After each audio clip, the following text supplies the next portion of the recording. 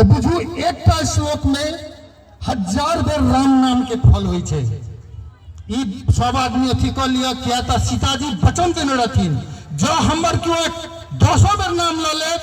एक बात अहाँ सब जानते हेबै, सब ठमा भुखमरी से मरे छै आदमी, लेकिन मिथिलांचल में हाँ भुखमरी से क्यों मरल से नहीं सुनबै।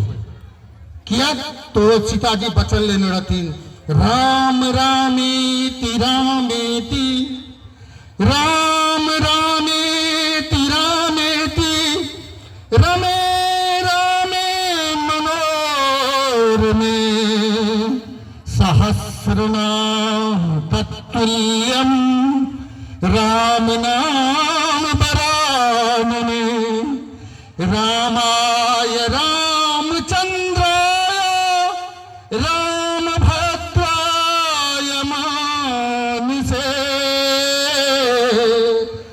रघुनाथाय नाथाय सीताय